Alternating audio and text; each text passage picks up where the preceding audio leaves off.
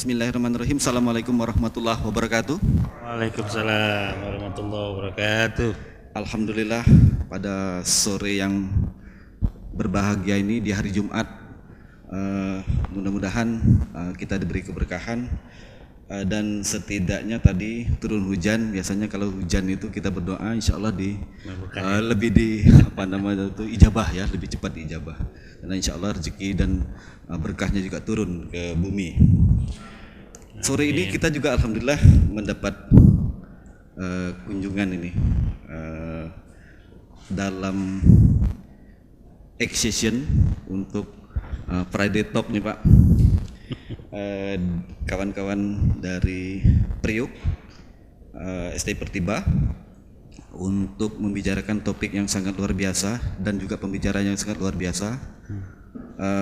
Kalau sama dengan gubernur beliau nih di provinsi di Indonesia ini cuma 34 orang. Karena setiap provinsi cuma satu ya. Oke, ya kita akan bicarakan terkait dengan akuntabilitas pengelolaan keuangan desa. Ini sangat menarik ya. Pertama, desa ini kalau kita lihat Pak ya, sebelum saya baca profil beliau ini, desa ini demokratisasi yang paling awal dilakukan. Ya, sebelum orang bicara terkait dengan pemilihan kepala daerah, ya, bupati, wali kota, gubernur, presiden secara langsung, desa itu sudah dipilih langsung ya. Mohon dikoreksi kalau saya salah. Artinya demokrasi Indonesia itu demokratisasinya sudah dimulai sebelum reformasi 98 ya. Itu artinya kita sudah cukup baik terbangun di bawah itu untuk bagaimana mengelola demokrasi di Indonesia itu. Nah, pasca reformasi juga satu hal yang penting adalah bagaimana desa itu diberikan kewenangan yang penuh dan cukup banyak ya, termasuk dana desanya yang tergelontor di desa-desa itu, dan ini menjadi bahan kekhawatiran juga, tidak hanya bagi kepala desanya yang spot jantung itu tuh ya, gitu ya. Dananya besar, namun satu sisi kita berhadapan dengan kapasitas dan kapabilitas yang belum begitu optimal terkait dengan SDM, tata kelola dan sistem yang ada di bawah. Itu ya yang sebagai pengantar saya untuk kita diskusi sore ini. Dan untuk membahas hal tersebut, dalam session dari Friday Talk kita sudah hadir Kepala Perwakilan BPKP Provinsi Kepulauan Bangka Belitung. Beliau ini namanya Ihwan Mulyawan, AK akuntan, CA Chartered Akuntan, Qualified Internal Auditor, CG CAE. Ini saya belum dapat nih gelar ini. Tapi beliau sudah Qualified Internal Auditor. Kita kasih aplaus dulu untuk beliau. Ya. Selamat datang Pak di SD Pertiba.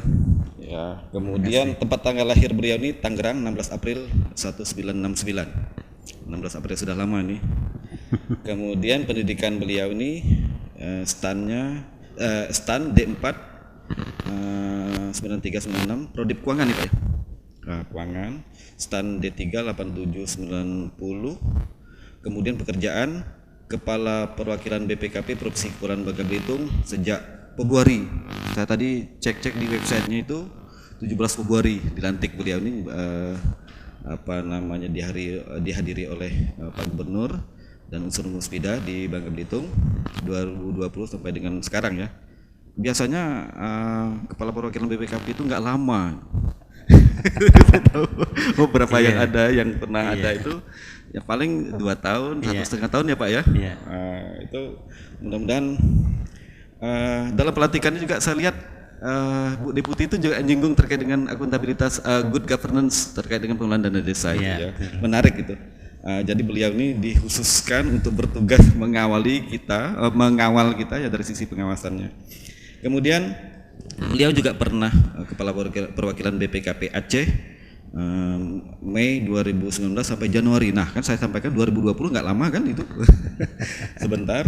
Kemudian beliau koordinator pengawasan pernah menjabat sebagai koordinator pengawasan bidang akuntan negara perwakilan BPKP Jabar 2016 sampai 2019 Maret dan April itu ya. Kemudian kepala bidang akuntan negara perwakilan BPKP Jabar juga. Kemudian saya nggak baca keseluruhan karena banyak sekali. Jadi nanti secara umum kita nggak keliru ya, dan beliau pengalamannya sangat luar biasa, bahkan pernah di Irian Jaya ketika itu masih Pak ya. Ya di Papua. Kemudian ada lagi yang menarik ini, Sulawesi Selatan juga pernah beliau di Sulawesi Utara. Kemudian nah ini pelatihan yang beliau dalam dan luar negeri, Certified Governance Chief Auditor, Audit Executive yang gelarnya di CGCAI itu Januari 2021, Executive Development Program Bogor 2020 ya. Kemudian Positive Leadership Training Singapura 2016, Risk Management Training Hong Kong 2015 ya. Hong Kong kita juga KPK juga kita sering ya kerjasama juga ya di Indonesia ya. Bagus juga. Certified Qualified Internal Auditor Jakarta 2013. Saya belum jadi ini malah. Kemudian Bureaucratic Reform Workshop for Government Official of Indonesia Korea Selatan 2010 ya. Kemudian Surplus Public Financial Accountability and Performance Management Belanda 2010. Jadi pengalaman dalam dan luar negeri termasuk keliling Indonesia sudah lengkap lah untuk beliau ini. Sekali lagi saya minta aplaus yang meriah untuk beliau.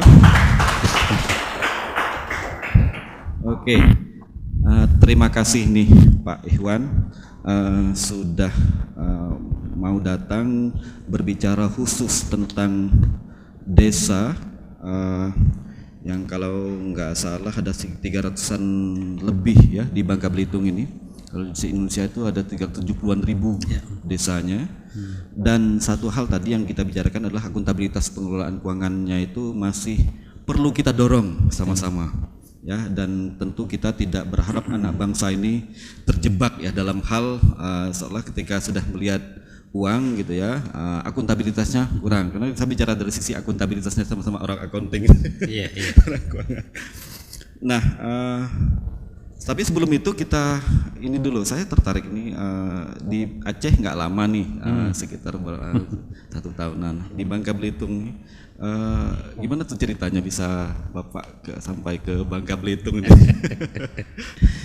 Oke, terima kasih Pak Suwardi. Assalamualaikum warahmatullahi wabarakatuh. Pak Wargianto. Terima kasih juga atas kesempatannya Pak Suwardi dari Priok ini ya, dari Priok Pertiba, berkaitan dengan perjalanan karir mungkin Pak ya. Memang kalau dibaca itu udah panjang betul tuh, dari 90 sampai 2000 sekarang kan. Udah 31 tahun. Dan memang kalau di BPKP, Bapak sekalian, karena memang ini instansi vertikal, mungkin sekaligus juga saya mengenalkan BPKP lah. Kadang-kadang kan kita juga masih dispute tuh ya. Kita BPKP apa sih? BPK apa gitu kan? Apa bedanya ya? Apa bedanya gitu kan?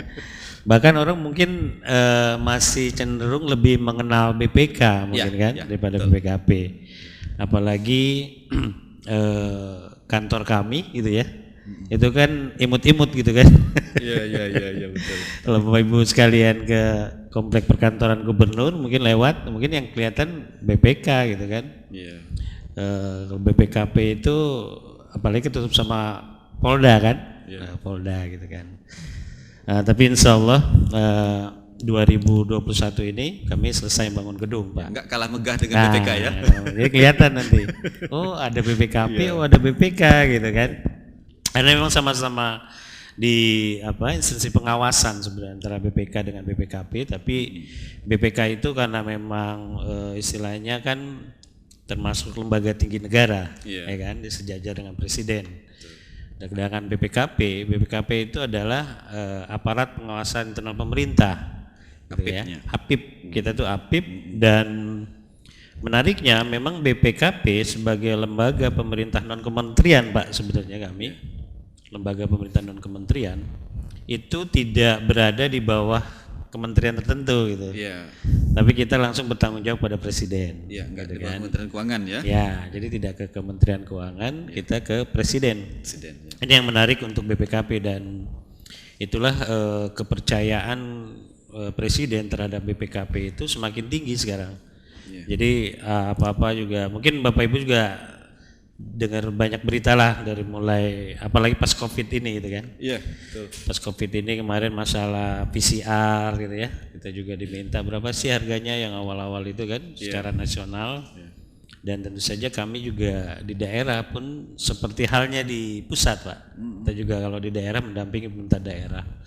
Kemarin awal-awal 2020, awal pandemi COVID itu suatu tantangan yang berat memang untuk kita, dan kami merasakan sendiri di BPKP begitu besar harapan pemerintah daerah untuk mendapatkan semacam pendampingan lah agar dalam pelaksanaan kegiatannya itu rasa nyaman gitu kan, tidak ada permasalahan di belakang hari.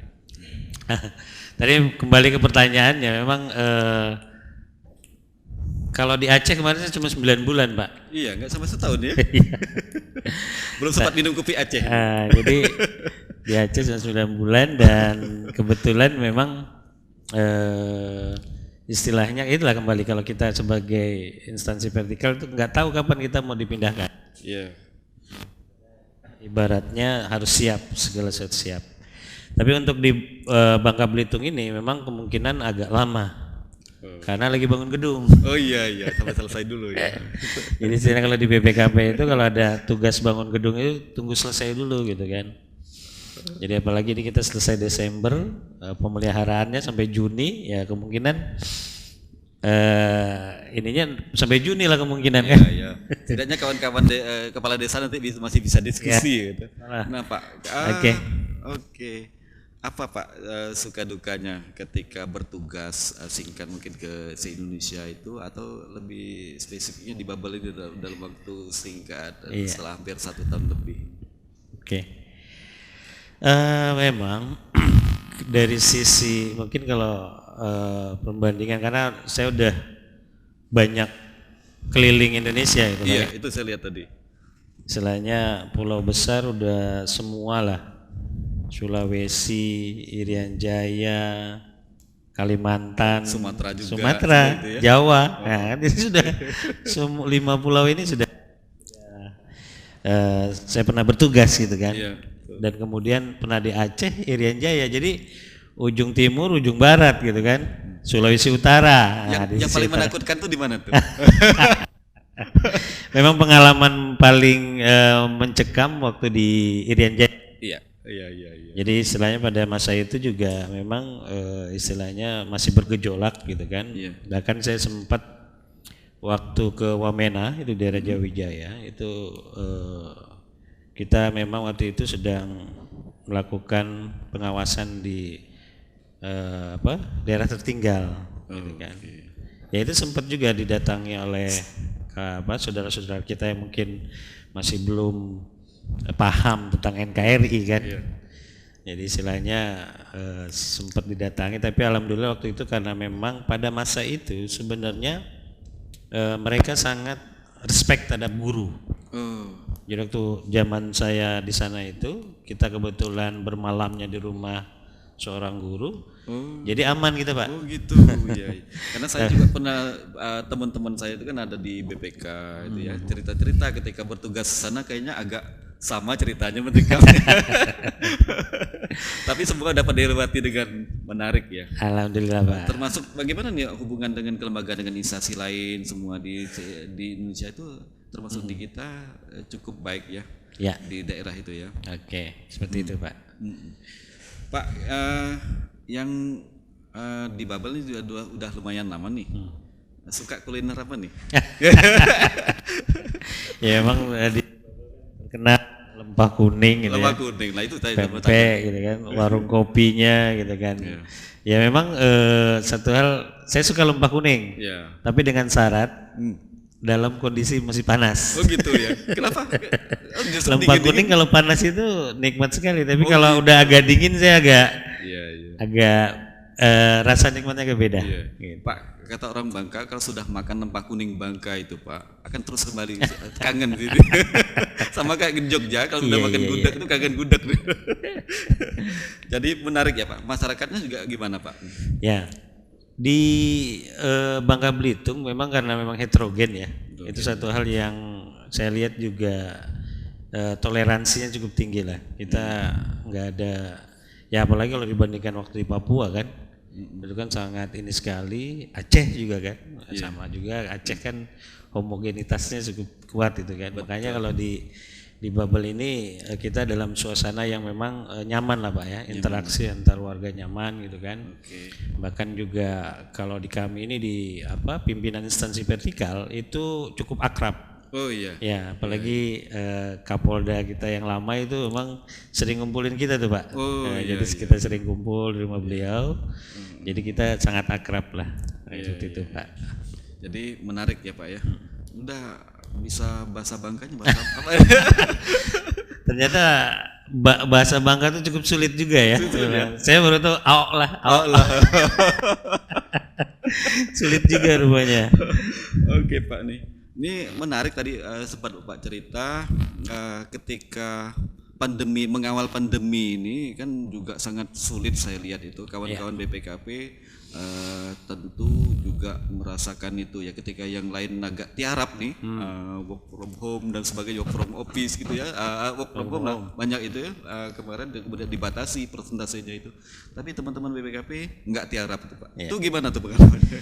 Itulah menariknya memang di situ dan menjadi satu tantangan juga ya, karena memang di satu sisi kita dihadapkan bahwa pandemi masih cukup mewabah gitu kan. Tapi di sisi lain pengawasan juga harus kita lakukan, sehingga memang pada saat itu menempuh ada work from home-nya juga, ada work from office-nya juga Pak. Artinya kita mencoba untuk menyeimbangkan gitu kan ya. Bahkan itu hal mungkin kawan-kawan yang berangkat keluar, ya artinya ada penugasan keluar, itu kami lebih bekali Pak. Jadi maskernya, kemudian waktu itu masih pakai face shield ya. Oh gitu. Awal kan, kemudian juga Hand sanitizer gitu ya. hand sanitizer bawa gitu kan. Istilahnya penugasannya itu memang tetap memperhatikan prokes lah. Ya, karena emang gini Pak, satu sisi kalau nggak dilakukan pengawasan atau pemeriksaan ya ketika pandemi ini juga yang itu juga bertebaran gitu kan. Ya, tikus-tikusnya itu bertebaran juga, harus dilakukan pengawasan.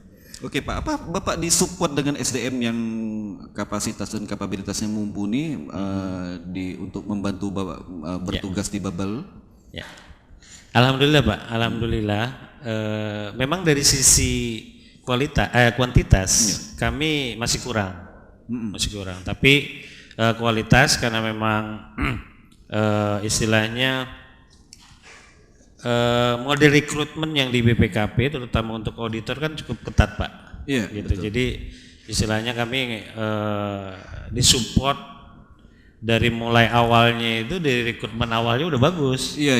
Gitu. Jadi istilahnya nggak ragu lagi lah. Walaupun secara kuantitas kurang, tapi secara kualitas kami bisa menyeimbangkan kebutuhan itu. Jadi Kopassusnya pengawasan tuh Bapak disupport ya. Betul Pak. Berarti ke depan memang diperlukan semacam pola rekrutmen atau yang seperti apa Bapak pikirkan itu ke depan kira-kira saran? Dari sisi rekrutmen saya rasa sudah cukup bagus ya. Karena memang itu kan kita disentralisir di pusat. Jadi SDM pengawasan kita sudah cukup baik dari sisi ini, cuman kuantitasnya yang memang untuk mengawasin termasuk karena kan tidak hanya desa ya. Kebetulan sore ini kita bicarakan terkait dengan desa, tetapi banyak hal lagi yang itu. Tapi kalau nggak disupport dengan kuantitas yang cukup baik juga repot juga kan? Iya betul Pak. Oke Pak, kita ke dana desa nih Pak, Yap. yang kita bicarakan sore ini. Nah kalau dana desa itu kan secara undang-undang itu bagaimana kedudukan dan bagaimana sih kewenangan desa itu dalam mengelola itu? Pengelolaan dana desa ya. Iya. Berkaitan dengan pengelolaan dana desa, memang ini kan pemerintah pusat dalam ini mencanangkan bahwa pembangunan itu memang mulai dari pinggir gitu ya, dari desa, karena memang disitulah sebenarnya istilahnya masyarakat Indonesia masih lebih banyak di desa kan, ya, dibandingkan di kota-kota. Makanya pembangunan itu diharapkan dari desa dan mulai diperkenalkan dana desa, Pak. Di sini memang desa itu terutama memiliki kewenangan untuk sebenarnya merencanakan apa sih yang mereka mau lakukan gitu, yang mereka butuhkan ya. Mereka butuhkan, mau mereka lakukan bagi masyarakatnya gitu kan. Sehingga nanti sebenarnya kalau dari konsepnya ya, dari konsepnya perencanaannya pun nanti akan mengarah kepada desa dulu seperti mau apa gitu kan. Kemudian nanti akan diangkat ke kecamatan, angkat ke kemudian juga ke kabupaten gitu kan, nanti ke provinsi, sehingga diharapkan perencanaannya itu alignment gitu loh Pak. Oh iya, alignment kan. Jadi istilahnya sejalan ya. Jadi selaras gitu kan. Jadi apa yang mau dibangun itu memang benar-benar yang dibutuhkan gitu kan.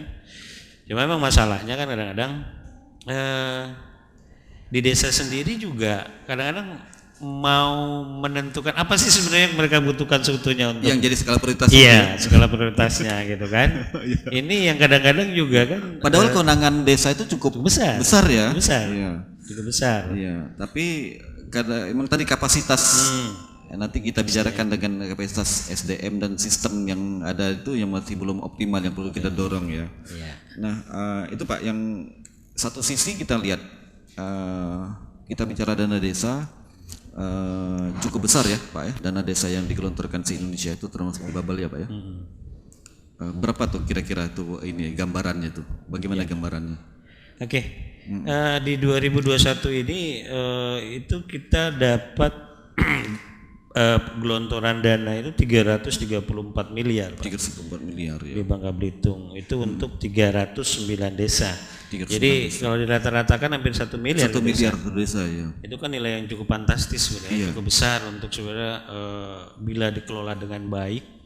Itu akan mengarah kepada luar biasa pembangunan di desa gitu kan. Ya itu Pak, satu sisi saya kemarin diskusi dengan salah satu inspektorat yang di Babel juga. Sekarang arahnya emang sudah pola-pola nakalnya itu udah turun ke desa ini.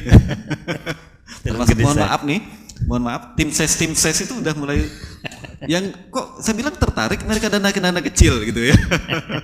Bagaimana tuh Bapak melihat itu? Apakah ada nggak kecenderungannya ke sana tuh? Ya apa ya? Ya ini mungkin bagian dari evolusi untuk berdemokratisasi Pak ya, belajar demokrasi secara betul gitu kan. Naluriah ya Pak ya? Iya gitu kan. Jadi istilahnya karena memang di desa itu juga dana cukup besar dan banyak desa kan, intinya kan. Betul. Nah itu Pak, kuantitas desanya dan dana saya hitung itu benar juga ya. Bisa untuk akumulasi modal ini. Jadi itu polanya sudah memang tugas dan tantangannya sangat berat saya lihat ya Bapak ya. Betul. Oke Pak, tadi kita kembali ke dana desa itu alokasinya untuk apa saja sih desa itu bisa lakukan Pak, yang kewenangan mereka? Memang ada prioritas-prioritas Pak. Dia istilahnya di kita sendiri ada aturannya yang mengatur itu gitu Pak ya. Peruntukan mengenai dana desa gitu kan. Kita bisa mengacu ke di sini ada kalau misalnya di kemarin sempat ada peraturan Menteri Keuangan Pak tentang pengelolaan dana desa gitu kan. Tapi di secara spesifik sebenarnya Kemendes, Kementerian Desa dan dan Transmigrasi itu sudah ini juga mengatur peruntukannya, ada prioritas-prioritasnya. Bahkan sekarang untuk pengendalian stunting itu pun Stunting ya? Iya, dari dana desa itu dimanfaatkan. Kemarin kita waktu di 2021 ini ada istilahnya earmark, artinya dedicate anggaran dana desa itu minimal 8% untuk penanggulangan pandemi COVID. Oke. Itu memang sudah di situ. Earmarknya ya? Ya, earmarknya. Di sisi lain memang pengembangan untuk di kapasitas desa tentu juga menjadi prioritas gitu kan. Tadi kan kita berharap di desa itu memang pergerakan ekonomi di sana gitu kan. Sehingga diharapkan dana-dana yang memang dana desa tadi dimanfaatkan betul untuk menggerakkan ekonomi di desa gitu kan. Mungkin saya agak sedikit meluas dalam artian gini. BLTDD itu pun dari dana desa. BLT kan? ya? BLT. Oke, tunai desa. Bantuan tunai karena memang tidak istilahnya ini kan semacam urunan juga, pemerintah pusat juga ada gitu kan, di dana desa juga ada gitu kan. Jadi seperti itu. Ada BLTDD. Satu hal mungkin yang agak kurang termanfaatkan nih kalau di bubble ini adalah padat karya tunai desa. Tunai. Oke, kenapa tuh Pak? Karena apa? Saya mungkin sering bilang timah di Bangka Belitung ini bisa jadi anugerah, bisa jadi kutukan. Iya. Kutukan sumber daya alam. Kutukan sumber daya alam. Karena memang banyak masyarakat yang di istilahnya memiliki sumber daya alam melimpah, dia agak jadi lebih memilih instan. Ya. 1 kan? kilo nambang. Padahal banyak kegiatan di desa itu yang diarahkan untuk padat karya tunai kan. Iya. Tapi karena mungkin kalau di Bangka Belitung ini lebih menarik timah, akhirnya itu tidak terlalu terserap maksimal ya. Tidak terserap maksimal gitu kan. Tapi kita lihat kan pertumbuhan ekonomi di Bangka Belitung kan terbesar di Sumatera kan? Iya. Ya kan? Nomor 2 Sumatera. Nomor 2 Sumatera. Jadi istilahnya dengan seperti itu aja sudah nomor 2 gitu. Kadang-kadang ini saya bilang kan. Iya. Dengan seperti itu aja udah nomor 2 gitu kan. Sehingga kadang-kadang juga kan menjadi membuai juga kan. Iya, betul. Banyak hal-hal yang sebenarnya kayak tadi padat karya tunai banyak. Itu padat karya tunai kan tidak hanya di desa Pak sebenarnya. Di Kementerian PU juga kan ada padat karya tunainya. Betul. Supaya memang sebenarnya menyerap tadi tenaga kerja supaya jangan menganggur kan? Betul. Tapi kalau di bubble ini nggak ada yang nganggur orang gitu ya. Kena bayar TI. Satu hal menarik. Ada satu hal menarik sebenarnya Bapak Ibu sekalian. Nanti kita tanya Pak Kades apakah benar yang dikeluhkan. Saya rasa pas itu. Mungkin kalau dia kerja di bantu Pak Kadesnya untuk serap itu kecil biaya honornya gitu ya. Mungkin dia langsung pergi ke nambang lebih banyak dapat lebih besar. Oke Pak, menarik sekali. Kita lanjutkan. Nah Pak, kalau kita lihat tadi kita kan dana desa ini kan semangatnya adalah bagaimana desa itu bisa tumbuh dan berkembang setara ya. Tadi walaupun kita katakan demokratisasinya sudah dimulai di awal, tetapi kita tidak menafikan masih ada kesenjangan ya dalam hal pembangunan itu. Nah dengan adanya dana desa ini sudah termanfaatkan nggak? Benar-benar bisa memberikan manfaat nggak Pak pada desa itu menurut pandangan Bapak? Ya, kalau dari sisi termanfaatkannya sih sebenarnya sekecil apapun sebenarnya termanfaatkan, pasti termanfaatkan. Tapi belum pernah diukur ya, pernah diukur dampak dana desa ini terhadap pertumbuhan ekonomi di desa itu seperti apa, itu belum pernah diukur gitu kan. Atau mungkin saya yang belum tahu jangan-jangan, tapi mungkin tolong nanti kita tanya dosen-dosennya ya, penelitian itu apa kesana yang melakukan penelitian. Dan satu hal sekarang, contohnya sekarang mungkin ada pertanyaan. Dana desa yang sedemikian besar itu jadi apa sih gitu kan? Ya kan, misalnya contohnya jadi aset, asetnya seperti apa gitu kan? Nah sekarang ini baru mulai istilahnya aset-aset terhadap pengelolaan aset di desa itu kita mulai benahi Pak. Mulai benahi. BPKP juga mulai menyentuh situ. Jadi nanti masuk neraca daerah itu ya? Iya betul Pak. Jadi itu harus masuk ke neraca daerah nanti karena memang itu menjadi aset desa nanti kan Pak, seperti itu. Iya. Oke Pak. Nah, kalau dari pandangan Bapak nih selaku selain sebagai auditor juga pengawas ya, apa nih khawatiran Bapak nih ketika dana desa itu besar, namun kita kan tidak menafikan SDM di desa itu belum maksimal untuk dapat mengelola, apalagi harus semacam ada pelatihan khusus ataupun ilmu khusus gitu ya. Kita aja yang dari accounting mungkin harus belajar lagi ya. Apa tuh Pak? Kekhawatiran Bapak nih? Ya memang kekhawatiran utamanya seperti tadi Pak, ada dana-dana desa itu akhirnya diseleweng. Jadi istilahnya kalau dari sisi perangkatnya gitu ya, jadi tools pengelolaan desanya sudah siap Pak, sudah lengkap. Kita di BPKP itu sudah punya istilahnya yang sekarang mau dipakai di seluruh desa di Bangka Belitung, ada Siskedes ya. Sistem keuangan desa. Itu kita kerjasama dengan Kementerian Desa dan Transmigrasi serta Kemendagri untuk merilis itu gitu kan. Itu tools yang bisa digunakan untuk pengelolaan dana desa. Kemudian juga dari sistem pengawasannya berkaitan di desa, kita punya Siswaskedes, sistem pengawasan keuangan desa. Ini yang digunakan oleh APIP. Jadi APIP menggunakan Siswaskedes ini sebagai tools untuk perencanaan pengawasan berbasis risiko. Oke, online itu Pak ya? Iya, online. Oke. Jadi seperti itu. Di kita Belitung yang sudah launching itu. Sudah launching itu karena memang memerlukan dukungan daripada Siskedes ini harus online. Artinya datanya itu harus bisa ditarik, database-nya.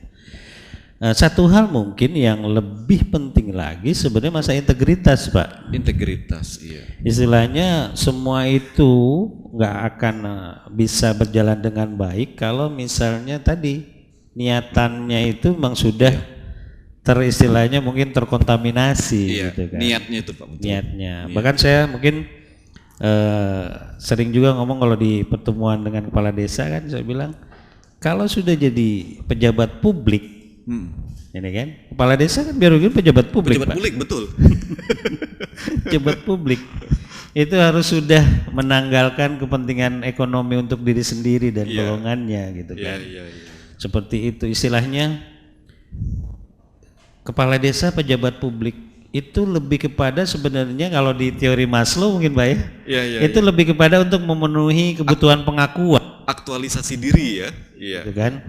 Udah bukan lagi kepentingan untuk istilahnya ekonomi, gitu kan. Tapi lebih kepada ini saya hadir di desa saya untuk desa saya gitu. Betul. Cuman ini kan berat ya Pak ya. Mungkin ada kepala desa juga nih ikut berat juga kan. Gitu kan. Jadi istilahnya jadi kepala desa itu memang seharusnya secara ekonomi udah mapan, udah siap. Jadi kalau misalnya istilahnya mungkin sudah punya sawit, sawit ya. Kan kalau di Bangka Belitung itu sehingga benar-benar jadi kepala desa itu emang untuk memajukan desanya gitu kan. Nggak tergiur lagi misalnya ada bisikan kiri, bisikan kanan gitu. Jadi benar-benar ajakan kiri, ajakan kanan. Seperti itu. Jadi memang lebih kita khawatir Pak, memang khawatir. Itu khawatiran Bapak ya. Dengan besaran dana yang seperti itu di satu sisi tadi juga integritas SDM, saya lihat yang Bapak tekankan. Kuncinya Pak. Kuncinya integritas. Jadi kalau menyimpulkan integritas itu seorang pemimpin itu atau kepala desa atau pemimpin secara umum adalah orang yang sudah selesai terhadap dirinya gitu ya. Dia bukan memikirkan pada dirinya lagi tapi pada masyarakatnya itu. Oke. Tentu Bapak sering mendengar juga ada kepala desa yang ketangkep gitu yang enggak perasaannya gimana tuh Pak? Iya, biar bagaimanapun kami punya kewajiban moral kan Pak sebenarnya. Jadi dalam istilahnya kalau misalnya seperti itu ya kita tetap merasa kok masih ada juga ya kejadian seperti ini gitu kan. Di satu sisi juga kita ada siapkan bahkan pengawasan berlapis juga Pak. Iya. Pengawasan juga berlapis juga sebenarnya kalau di berkaitan dengan dana desa itu ada APIM-nya, kemudian juga kan ada Badan Musyawarah Desa. Iya. Kemudian juga ada masyarakatnya sendiri juga ikut mengawasi sebenarnya kan. Tapi memang tadi Pak istilahnya kuncinya memang integritas gitu istilahnya. Biar bagaimanapun kita berupaya, tapi kalau sudah tergerus di integritasnya memang agak sulit istilahnya. Mungkin semakin canggih kita yang tidak berintegritas itu berupaya untuk lebih canggih lagi. Iya. Jadi secanggih apapun sistem yang dibangun pasti ada celah gitu ya. Jadi kalau kita simpulkan agak semacam apa ya, paradoks juga ya. Satu sisi kita beranggap SDM-nya masih belum optimal, tetapi rupanya dari sisi ini bisa mengakalin gitu. Iya betul. Nah, mudah-mudahan lah Pak, nanti ke depan kita berharap memang integritas ini salah satu yang harus ditekankan gitu ya. Bagaimanapun kalau mau menjadi pejabat atau pemimpin itu tadi sudah selesai terhadap dirinya lah setidaknya gitu ya. Karena dia memimpin orang banyak. Itu kita berharap kepala desa juga karena ini besar sekali saya rasa dananya tadi dan kecenderungannya saya yakin lah nanti kita tanya kades-kades yang ada ini bahwa tim ses itu sudah mulai deketin kepala desa ini saya dengar. Oke, baik Pak. Kalau kita lanjutkan ini BPD dan masyarakat tentu juga berperan ya Pak. Tadi Bapak sampaikan itu sejauh ini dalam hal pengelolaan dana desa itu bagaimana peran mereka Pak kalau Bapak melihat? Ya, memang pengawasan yang dilakukan oleh BPD tentu berkaitan dengan tadi Pak dari sisi gimana perencanaannya gitu ya.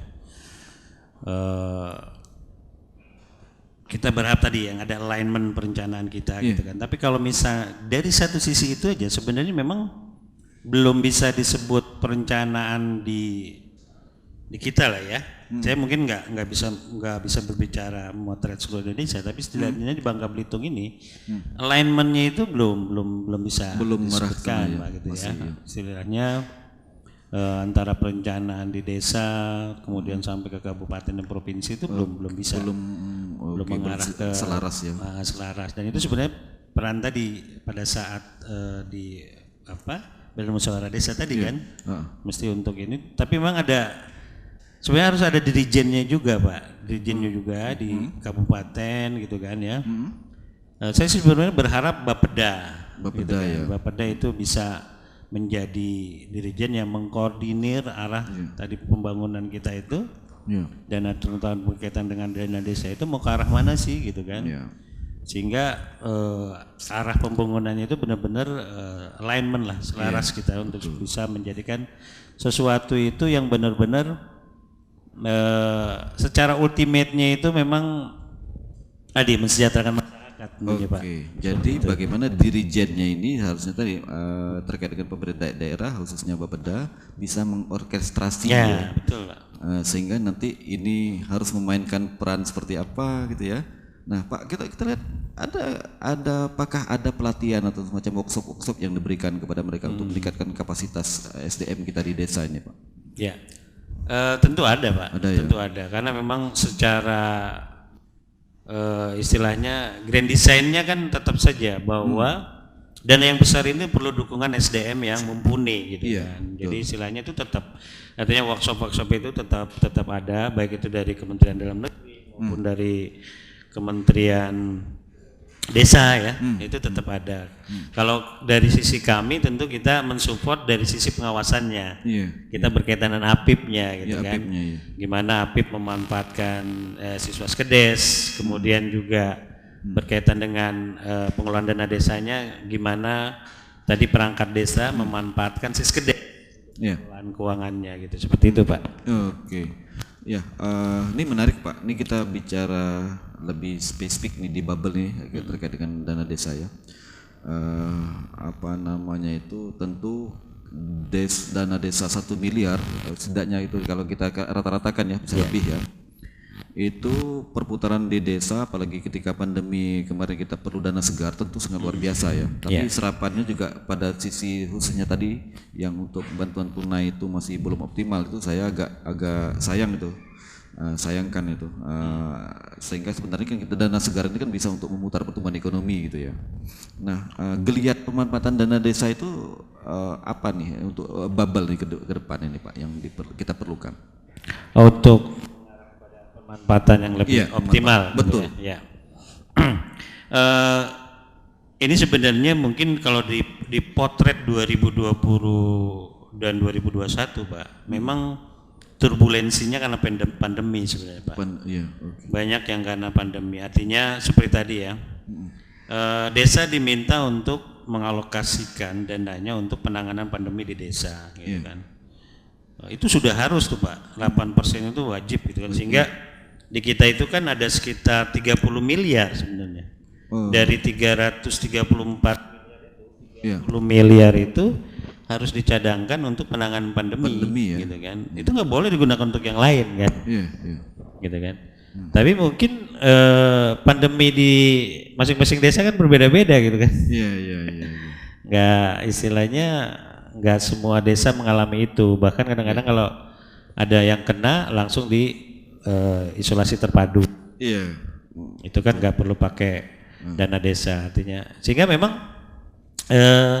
untuk itu aja kita hanya terserap 15 miliar gitu kan dari 30. Dari 30 setengahnya ya. Setengahnya sayang gitu kan. Itu nggak boleh digunakan apa-apa tuh. Karena untuk penanganan pandemi karena pandemi. Itu memang karena masalahnya bukan karena emang tidak terjadi pandemi di desa itu, ataukah memang serapannya karena memang tidak terprogramkan Pak oleh desa? Karena memang dana yang dicadangkan untuk penanganan pandemi, tentu kalau misalnya tidak terjadi gitu kan pandemi di situ atau tingkat keterjadiannya rendah, kan semakin kecil Pak. Semakin kecil bisa terserapkan. Dia hanya misalnya untuk tentu persiapan awalnya kan hampir rata adalah penyediaan satgas-satgas gitu ya, untuk rumah-rumah persiapan yang kalau misalnya ada isolasi di desa gitu kan. Tapi setelah itu kan sangat tergantung tadi, kalau misalnya ada yang kena dikasih bantuan. Nah itu kan biasanya untuk itu. Jadi kalau misalnya semakin sedikit yang kena, ya memang menjadi serap gitu kan. Tapi itu tidak kita bisa gunakan lain. Tidak bisa untuk kita gunakan yang lain. Menarik nih Pak. Kita ke arah akuntabilitas dana desa di bubble nih, kalau pandangan Bapak seperti apa tuh plus minusnya tuh? Ya memang secara penyerapan bagus Pak ya. Mungkin Pak Kades juga istilah penyerapan dana desanya kita antar dari rekening kas negara kemudian masuk ke rekening kas desa melalui kas di bendahara di daerah ya. Itu bagus gitu kan, cukup bagus gitu kan. Dan di sisi akuntabilitas mungkin kalau sekarang istilahnya yang bermasalah dengan APH masih cukup sedikit lah Pak, masih di sedikit kita ya. Jadi yang nakalnya itu yang terpotret gitu kan. Terpotret. Yang istilahnya ini sering karena pengawasannya banyak atau sering atau seperti apa nih Pak? Ya mudah-mudahan sih kesadaran tadi Pak. Kesadaran tadi gitu kan ya, bahwa memang ini adalah bagi kepala desa itu amanah kan. Mudah-mudahan karena itu sehingga yang istilahnya yang tergelincir karena tadi mungkin integritasnya kurang, ya alhamdulillah memang tidak inilah dari 306 itu mungkin potretnya nggak banyak Pak. Nggak banyak ya. Terkena. Tinggal nanti kita perbaiki dari sisi bagaimana dampak secara mendukung pertumbuhan ekonominya ya. Seperti dari sisi kinerjanya, dari tidak hanya dari sisi pertanggungjawaban dari sisi keuangannya atau berkasnya saja, tapi kinerjanya nanti ke depan yang kalau saya ngelihat yang perlu dioptimalkan itu ya. Nah Pak, kalau kita lihat kendala utama ini untuk dana desa di bubble itu selain dari belum terorkestrasinya dari pemerintahan daerah, apa nih kira-kira yang perlu kita benahi nih ke depan nih? Satu hal mungkin tadi Pak, di desa sendiri mungkin masih kesulitan untuk tadi memotret potensinya Pak. Oke. Potensi desanya itu mau kemana gitu kan? Ya. Di renstranya desa. Ya, jadi ini di rencananya itu mau kemana sih sebenarnya gitu kan? Jadi kalau misalnya ada desa yang potensinya mungkin sekarang sih kelihatannya di Bangka Tengah kelihatannya Pak yang udah mulai mengarah kepada satu fokus tertentu gitu ya Pak ya. Jadi istilahnya memang PR-nya sebenarnya di situ tadi kan, menentukan fokus pemanfaatan dana desa ini yang mengarah kepada tadi peningkatan kesejahteraan masyarakat dan sebenarnya itu kan mesti menjadi desain jangka panjang juga Pak. Jadi istilahnya katakanlah mau 5 tahun gitu kan. Jadi nggak sekedar misalnya sekarang kan banyak juga misalnya bikin katakan lapangan untuk futsal gitu kan. Tapi sebenarnya arah lebih jangka panjangnya seperti apa gitu kan. Mau jadi apa sih desa kita ini gitu kan. Kan mestinya itu dulu. Gitu kan. Apalagi juga yang jadi masalah kan begitu kepala desa buyar juga tuh. Ya kan? Program-program itu menjadi buyar juga. Kalau misalnya kepala desanya ganti gitu kan. Bahkan yang lebih parah lagi kadang-kadang kepala desa ganti seluruh perangkatnya ganti itu. Kadang-kadang repot juga tuh nanti itu kan. Pengelolaan keuangannya kan. Seperti itu. Jadi itu Pak memang selain tadi yang menjadi utama tadi SDM-nya juga tentu tadi Pak berkaitan dengan pola kita juga berkaitan dengan perencanaan itu tidak bisa menjamin untuk jangka panjang mengarah kepada desa kita ini menjadi apa sih gitu kan. Kemudian kalau jadi nanti berganti kepala desa, apakah kemudian program itu masih diteruskan tidak gitu kan. Nah, karena memang tadi terkait kan kalau misalnya tidak punya jangka panjangnya, kemudian apa yang mesti dilanjutkan oleh kepala desa yang baru kan. Jadi kepala desa disuruh mikir sendiri nanti ya selanjutnya. Iya Pak, oke. Ini menarik saya rasa dan kita sudah mengulik cukup banyak nih terkait dengan dana desa ya dari perspektif APIP, pengawasannya ya, bagaimana dana desa itu tata kelolanya harus selain memberikan kebermanfaatan dari sisi ekonominya gitu ya, juga dari sisi pembangunannya tentu seperti itu. Oke, sebelum saya kasih ke audien, kalau saya banyak bertanya nanti nggak asik Pak. Jadi kita karena alhamdulillah ini hujan-hujan ini kita kedatangan Pak Kades ya. Sebaiknya perannya itu kita berikan ke mereka nih. Tapi sebelum itu kita kasih aplaus dulu sebelum kita mulai. Oke Pak, silahkan bisa dipandu ya pertanyaannya, silahkan boleh sebutkan namanya, dari desa mana dan pertanyaannya apa. Jangan ditunjukkan ke saya ya pertanyaannya. Atau ada kendala-kendala nanti bisa didiskusikan, silahkan. Oke.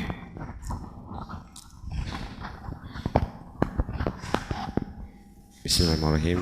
Assalamualaikum warahmatullahi wabarakatuh. Assalamualaikum warahmatullahi wabarakatuh. Perkenalkan Pak, nama saya Sudarno, Kepala Desa Katis, Kecamatan Sipangatis, Kabupaten Bangka Tengah. Sangat menarik sekali Pak dengan apa yang diperbincangkan Bapak pada sore hari ini. Itu menyangkut dalam penggunaan dana desa.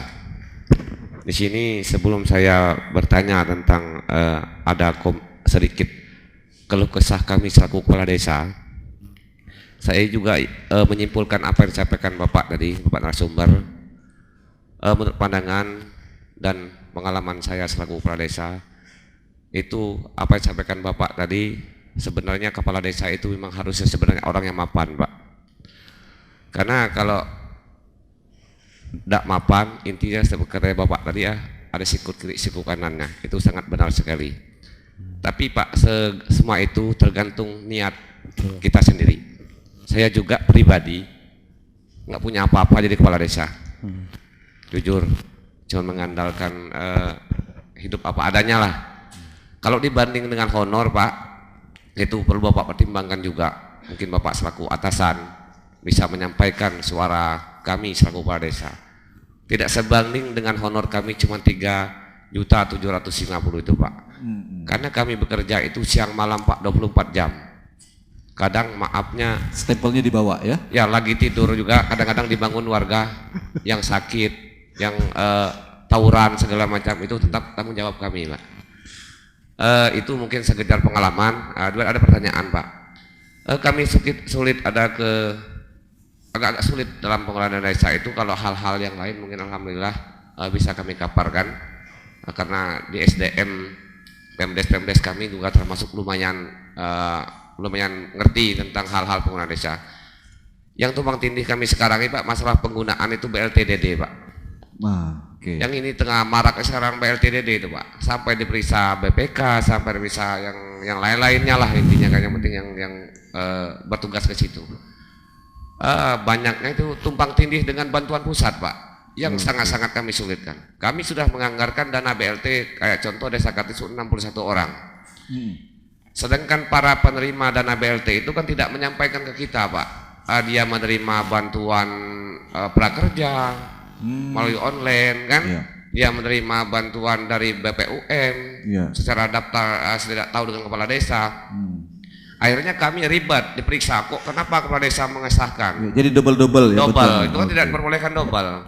Tapi kami kan, saya juga menjabat baru 6 bulan Pak. Saya menjabat, dulunya saya ketua BPD hampir 5 tahun ya, dan sekarang menjabat kepala desa.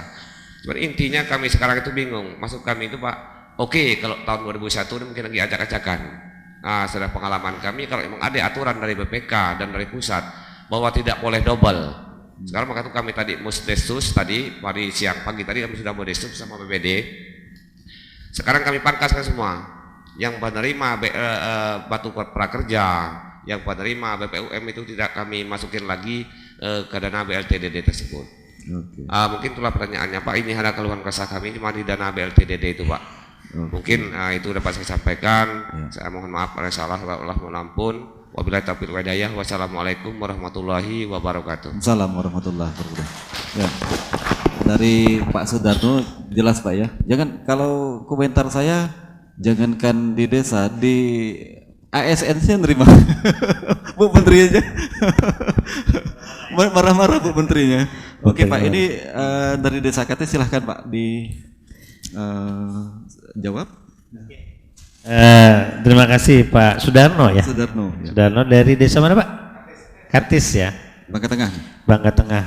Alhamdulillah Bapak disupport oleh SDM di perangkat desa yang istilahnya cukup bisa membantu gitu Pak ya. Itu suatu hal yang istilahnya keuntungan kompetitif lah ya. Betul. SDM yang memang bisa membantu untuk melaksanakan tadi amanah Bapak sebagai kepala desa, dan luar biasa, saya luar biasa pengabdian Pak Sudarno ini, karena memang dengan honor 3.750.000 gitu ya, Bapak sudah benar-benar menjalankan amanah kepala desa gitu kan.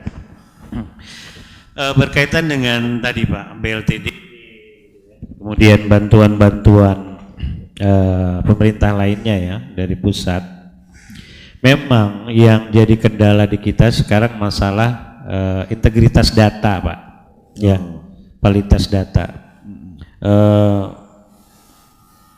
Kita memang sudah mulai mengarah kepada yang namanya satu data gitu kan, satu data yang bisa dimanfaatkan secara keseluruhan gitu kan. Mungkin bapak-bapak juga sudah mengetahui sekarang di sistem perpajakan kita NIK, gitu kan, NIK sebagai NPWP itu sebenarnya mengarah kepada program satu data tadi. Betul yang Bapak memang harus disiapkan gitu ya, supaya tidak terjadi tumpang tindih. Sebenarnya ada suatu ini lebih kepada kita kadang-kadang kan jadi gini Pak ya, karena kita nanti yang akan dipersalahkan mau nggak mau kita jadi terpaksa proaktif gitu Pak ya. Kan gitu. Jadi misalnya di desa kami ini yang dapat bantuan BLT dari pemerintah pusat mana sih gitu kan. Nah itu kan ada di sebenarnya di dinas sosial itu ada data itu gitu kan. Tinggal mungkin nanti dimanfaatkan, bahkan ditempel gitu kan. Siapa aja sih namanya yang dapat gitu kan. Sehingga itu setidak-tidaknya kalaupun waktu di perencanaan kita itu masuk, tapi pada realisasi kan kita tidak lakukan gitu kan. Inilah yang memang istilahnya memang kita yang jadinya harus jadi proaktif Pak gitu kan ya.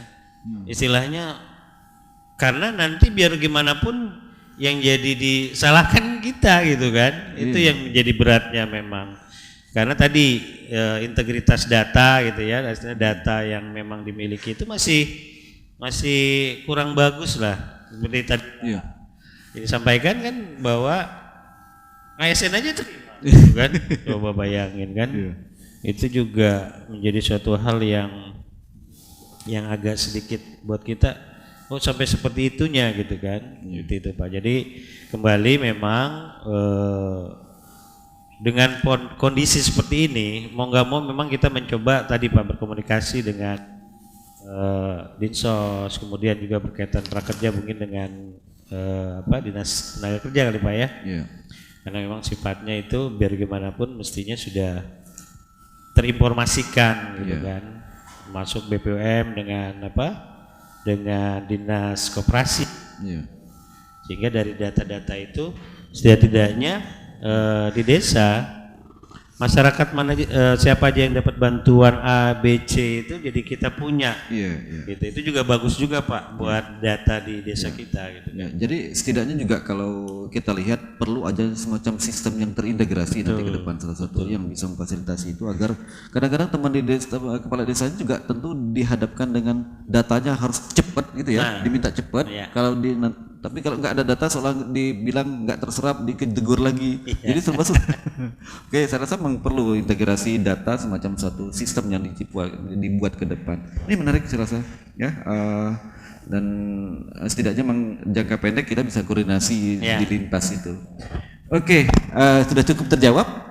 Oke, yang lain silahkan, ada yang dari desa boleh kita diskusi siapa saja, boleh Pak? Ada?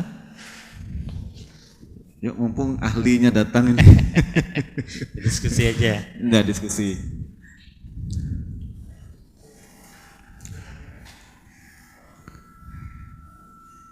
Ada, di on kan dulu mic-nya.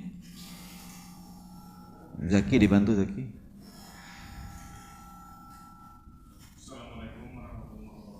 Waalaikumsalam warahmatullahi wabarakatuh.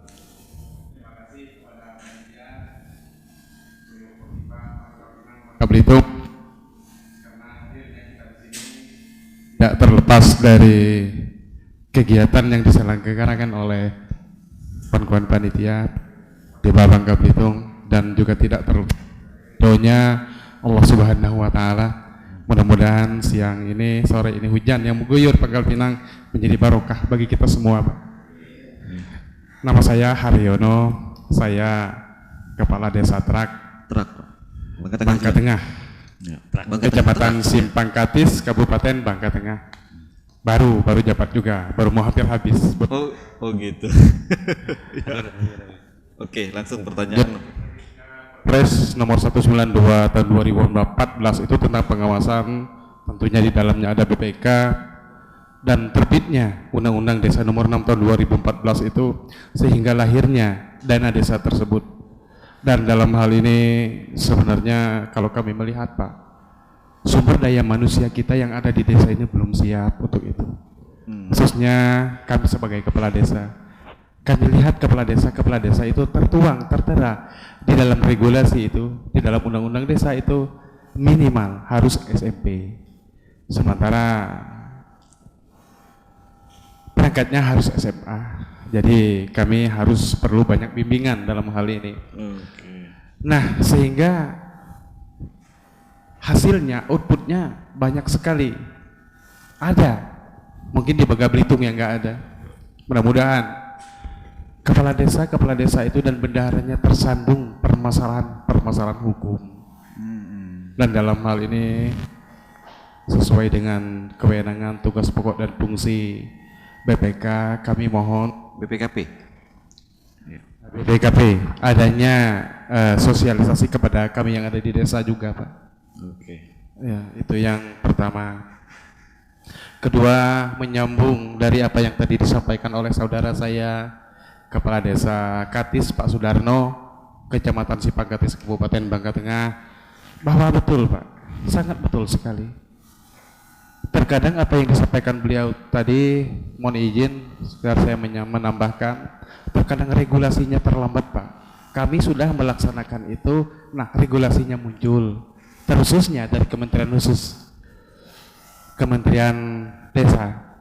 Nah, jadi di sini kami harus merubah lagi administrasi dan tidak menutup kemungkinan perubahan-perubahan itu karena di waktu yang mendesak dan mepet hasilnya tidak begitu memuaskan karena dikejar oleh waktu.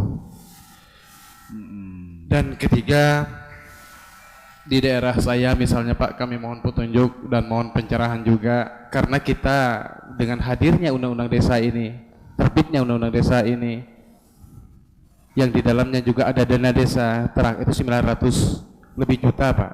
900 lebih juta karena kemarin ada Covid nggak sampai lagi. Nah, kami dengan dana desa ini diharapkan mungkin bukan hanya Bangka Belitung, Desa Terak, Bangka Tengah, tetapi seluruh Indonesia adanya perubahan di desa itu, adanya inovasi desa. Sumatera desa saya itu Desa Terak, Kecamatan Sipangkatis, Kabupaten Bangka Tengah, kurang lebih dari pusat kota Pangkal Pinang, pusatnya ibu kota provinsi ini kurang lebih 10 menit sampai. 10 menit, iya, sampai. Dan penduduknya desa saya itu sangat sempit, Pak, sangat sempit sekali. Wilayahnya sempit, penduduknya padat, itu yang kami maksud. Hampir 6.000 jiwa, Pak, baik yang non permanen ataupun permanen. Nah, dengan lahan sempit itu kami untuk berkebun, bertani udah tidak ada lagi tempat. Karena sebelah kiri kami itu kami berbenturan dengan kawasan yang namanya Tahura. Kami menebang satu pohon juga, kami sudah dihadapkan kepada permasalahan hukum. Jadi yang kami kembangkan di desa itu ya satu-satunya jasa. Pas sekarang di desa kami ada Bukit Mangkol yang merupakan paru-parunya kota Pangkal Pinang yang pada tanggal 17 Juli 2016 dikukuhkan oleh Kementerian LHK menjadi Tahura, Taman Hutan Raya. Nah, itulah satu-satunya yang bisa kami kembangkan untuk menopang inovasi desa, menjadi desa kami menjadi desa mandiri. Tetapi sekali lagi kami dihadapkan kepada permasalahan hukum, kami harus mengeluarkan peraturan-peraturan yang tentunya tidak boleh bertentangan dengan aturan yang ada di atasnya sesuai dengan azasnya, Pak. Nah, kami harus minta izin. Termasuk penempatan dana desanya ya, di sana nggak digunakan. Nah, dalam hal ini bagaimana mohon solusi, Pak, sehingga dana desa yang datang ke kami, yang masuk ke desa kami bisa kami kelola di tempat wisata tersebut. Itu yang keempat. Yang kelima, sekali lagi mohon izin. Kalau kami melihat agama kita juga mengajarkan kembali ke BLT tadi, bayar langsung tunai, karena di desa dengan terbitnya BLT itu banyaknya bantuan-bantuan pemerintah yang lain itu banyak yang mengaku-ngaku miskin, Pak. Oh, ketika ada bantuan ngaku miskin. Terus di kita Bangka Belitung ini sebenarnya penduduk miskin itu ya boleh dikatakan tidak ada lagi. Untuk di Bangka Belitung kalau kami melihat sepintas. Dan dalam hal ini kami juga ingin mengkritisi bantuan pemerintah tersebut karena agama kita juga mengajarkan yuk kita kasih kali, kasih kail, jangan kita kasih ikan. Nah, kalau kita kasih ikan mengajarkan kepada masyarakat ini lebih kepada malas. Nah, mungkin sekali lagi Pak, terima kasih kami sampaikan, mohon maaf kalau ada kekurangan. Billahi taufiq wal hidayah. Assalamualaikum warahmatullahi wabarakatuh. Assalamualaikum warahmatullahi wabarakatuh. Ini curhat nih Pak nih. Beberapa hal terkait dengan itu mungkin sudah bisa ditangkap. Mungkin singkat Pak, langsung ke poin-poin. Ada beberapa hal tadi yang namanya siapa tadi nggak? Pak Haryono. Oke, dari Desa Terak. Hengki ya. Pak Hengki Haryono gitu ya. Terima kasih Pak Haryono atas diskusinya gitu ya. Lumayan hal-hal yang memang dirasakan di desa Bapak gitu ya. Memang pengembangan dan pengembangan desa dan pemanfaatan dana desa tentu kan akan kita selaraskan dengan potensi yang ada di desa kita gitu Pak kan ya. Yang sekarang mungkin baru nampak itu di desa Bapak adalah desa wisata gitu kan, dengan ada taman hutan rakyat ya, Tahura ya. Oke, hutan raya. Ya memang konsep daripada ini mungkin yang istilahnya, kalau saya sih mungkin kita bisa banyak belajar dari internet gitu Pak, ya kan? Konsep-konsep pengembangan desa wisata yang katakanlah kalau kita bermodalkan taman hutan raya itu gitu kan. Kalau kayak di Bandung itu kan ada Juanda ya, taman hutan raya Juanda itu berkembang pesat Pak, gitu kan? Artinya inovasi tadi ya memang istilahnya kita benar-benar harus ngulik gitu kan, harus benar-benar mendalami. Oh ini kalau misalnya kita punya Tahura apa sih yang bisa kita lakukan gitu kan? Ya sebenarnya tadi kan banyak juga industri kreatif yang bisa misalnya yang mensupport itu gitu Pak ya, yang mensupport itu saya yakin juga itu bisa dikembangkan gitu. Tapi memang banyak hal yang harus dipelajari gitu kan, harus dipelajari sehingga nanti pengembangan atau pemanfaatan dana desanya bisa ke arah sana gitu kan. Kalau sebagai desa pariwisata itu kan juga harus support desanya sendiri, juga harus menjadi benar-benar support desa wisata gitu Pak. Kita mungkin bisa berpikir oh jangan-jangan nanti mengarah kepada gimana masyarakatnya itu memang sadar bahwa desanya memang desa wisata. Ada Pokdarwisnya ya Pak ya? Iya. Kelompok sadar wisata gitu kan, kelompok sadar wisata. Kemudian dari situ mungkin bisa nanti jangka panjangnya bikin homestay gitu kan. Istilahnya memang benar-benar inovasinya itu ya emang harus jadi banyak belajar Pak. Banyak belajar, banyak lihat-lihat internet gitu kan. Karena sekarang kan apa sih yang nggak ada deh di internet gitu kan. Itu apa aja ada Pak. Jadi istilahnya memang kalau ada memang anak muda ya Pak ya, memang anak muda di desa Bapak yang bisa katakanlah kelihatan gitu Pak ya, energinya itu emang energi yang luar biasa, ya bisa dimanfaatkan juga Pak, diajak gitu kan istilahnya. Dana desa sendiri bisa Pak ya untuk mendukung program beliau ini ya, bisa ya? Bisa Pak, artinya program-program yang memang mengarah kepada tadi, karena kita punya punya ikon yang kita mau jual gitu kan. Nah tentu kan nanti programnya ke arah sana Pak, ya kan, sampai kepada mungkin pelatihan kemana dia mau diarahkan pelatihannya itu gitu kan. Itu bisa Pak gitu. Jadi istilahnya apapun sebenarnya sepanjang itu mengarah kepada yang terbaik bagi desa, yang terbaik buat kesejahteraan desa itu bisa dilakukan gitu kan, ya kan. Memang ada guidance-nya dan bisa didiskusikan gitu Pak. Jadi sepanjang tadi seperti Pak Daryono niatnya udah bagus gitu kan, terus programnya bagus gitu kan, ya insya Allah desanya jadi lebih maju. Mungkin itu Pak. Oke, baik. Karena ini sudah menjelang maghrib, satu lagi deh, biar 3 jadi. Mahasiswa hukum boleh, mahasiswa ekonomi boleh, dosen boleh, silahkan. Atau Pak Kades, yang dari Bangka Selatan deh saya minta deh. Saya Bangka Selatan, karena jauh-jauh datang, saya todong sedikit lagi ya. Mohon singkat agar bisa langsung mengenal. Tadi sudah cukup banyak yang bisa kita nanti. Nah sambil menunggu ke depan kalau memang diperlukan fasilitasi di kampus kita siap, termasuk untuk membantu kawan-kawan di desa kita siap jadi bersinergi dengan kawan-kawan, menggerakkan mahasiswa dan dosen-dosen kita termasuk lab untuk latihan seskedesnya Pak, silahkan kita manfaatkan secara optimal. Nanti kita gilir nanti desa-desanya yang mana yang sesuai juga kebutuhannya. Oke, silahkan Pak.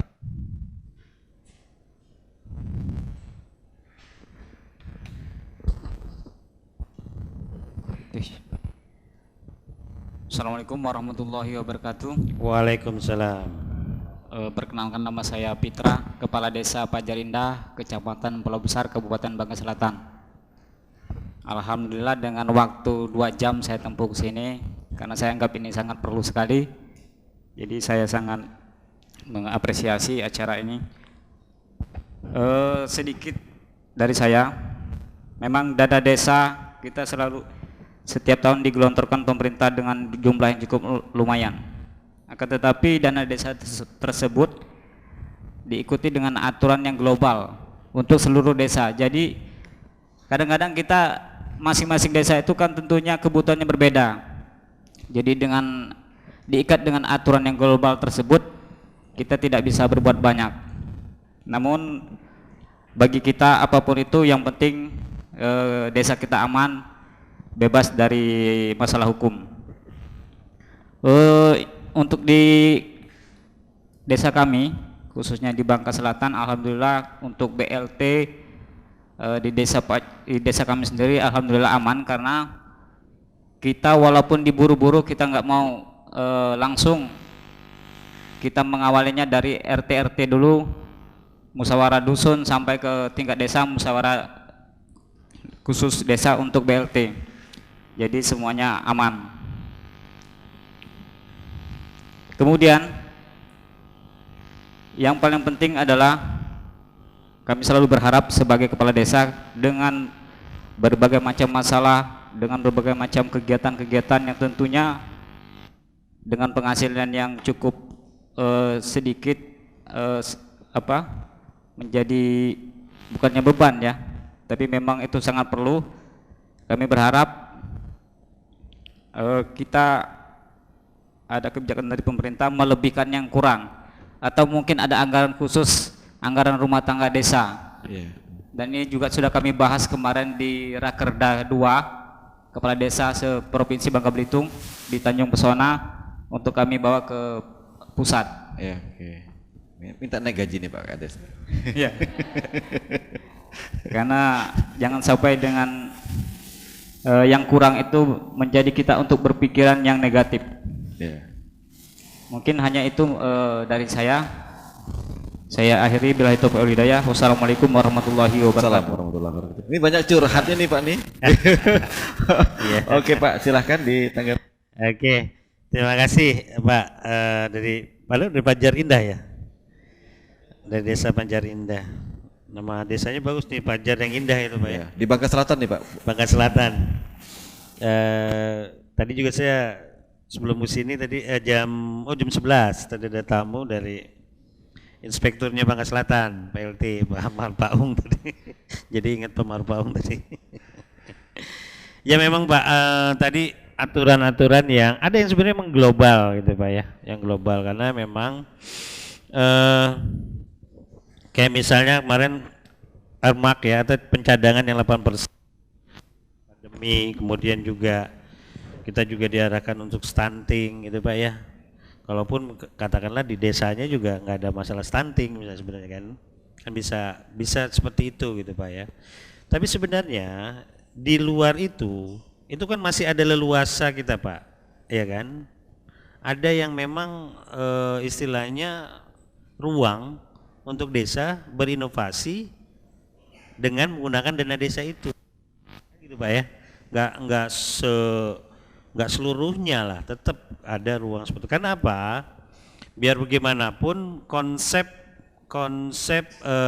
keberagaman di desa kan tetap dipegang gitu Pak. Ada hal-hal yang memang secara seragam harus ada. Kayak kemarin kita 2020-2021 ini ya memang mau nggak mau yang pandemi COVID lah yang memang menjadi fokus gitu kan.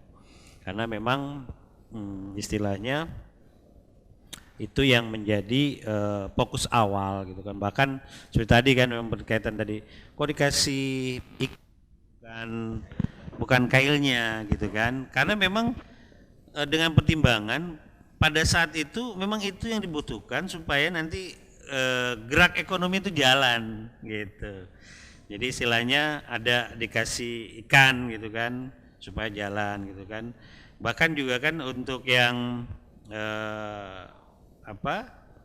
ekonomi kecil gitu ya, kan ada BPUM gitu kan. Itu sebenarnya berupaya supaya tadi ini jalan gitu kan. Betul. Kemudian kalau di skala besarnya ada istilahnya pemerintah itu untuk memberikan istilahnya kredit dengan bunga yang lebih rendah kan. Iya. Karena memang margin selisihnya itu ditanggung oleh pemerintah. Jadi istilahnya BLT itu hanya bagian kecil dari upaya pemerintah untuk tadi menangani pandemi di sisi ekonominya. Iya. Sedangkan di sisi kesehatannya tentu kita sudah ketahui bersama. Tadi Pak, mudah-mudahan tadi Pak yang anggaran rumah tangga desa, mudah-mudahan itu bisa nanti istilahnya gini. Kalau misalnya secara tadi asosiasi memang gaung suaranya itu nasional, tentu kan nanti ada dikaji gitu Pak ya. Apa sih kira-kira yang dari sisi mungkin istilahnya untuk gerak daripada kepala desa aja ini, biar tadi godaan secara materinya itu semakin sedikit gitu Pak. Mudah-mudahan itu perjuangan kawan-kawan kepala desa bisa berhasil Pak. Kita doakan semua. Terima kasih. Oke, baik. Oke, kita break sebentar sebelum saya tutup. Saya minta nanti 5 menit sebentar sebelum saya tutup ya, kita break sebentar 2 jam. Saya minum Pak ya.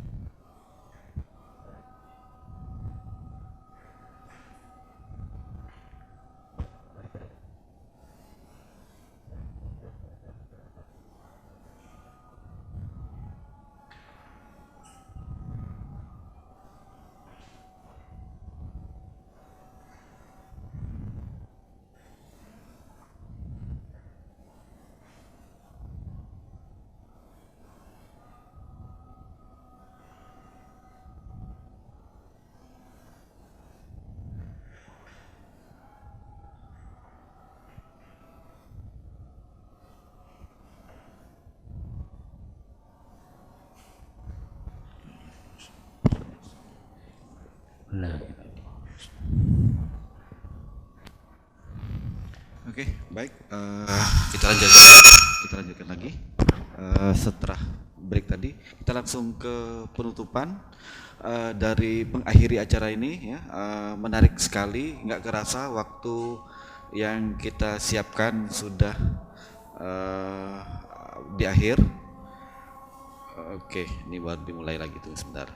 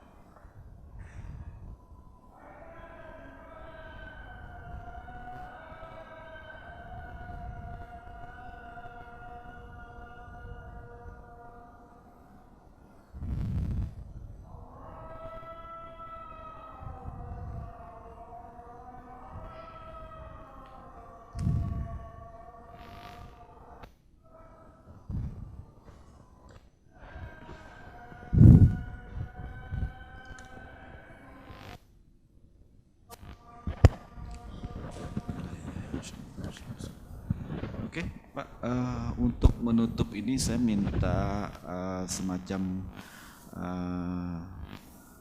concluding remark-nya, kesimpulannya, bagaimana pengelolaan dana desa ini ke depan sehingga bisa bermanfaat, jelas kepada masyarakatnya, ekonominya juga tumbuh, kemudian yang paling penting juga aparatur pengelolaannya juga aman, nyaman, dan amanah gitu. Oke.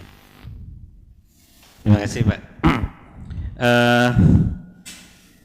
Demikian besarnya anggaran dana desa yang memang digelontorkan oleh pemerintah pusat, tentu diharapkan perangkat desa termasuk masyarakatnya sebenarnya itu memikirkan inovasi di desanya. Dalam artian mau ke arah mana sih gitu kan, arah pembangunan desanya itu mau ke arah mana gitu kan. Memang perlu banyak menggali informasi gitu kan, menggali informasi. Tapi sekarang dengan adanya internet gitu kan, itu banyak hal sebenarnya yang bisa digali di sana gitu kan.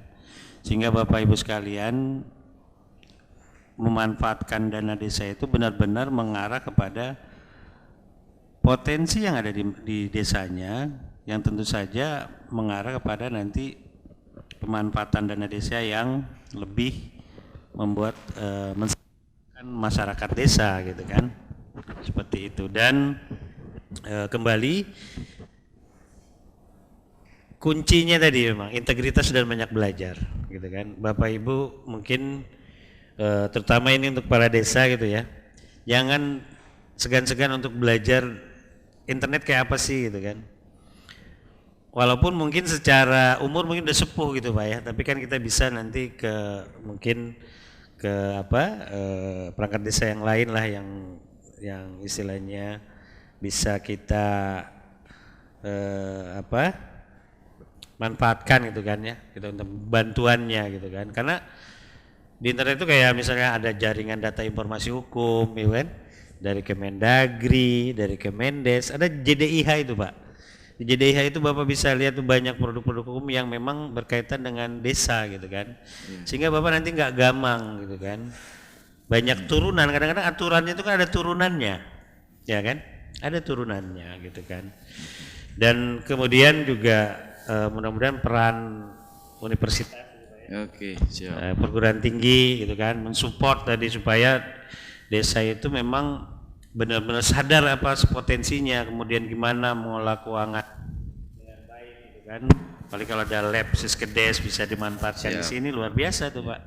Nanti paling tidak mungkin kami di sisi pengawasan menjadi lebih terbantu.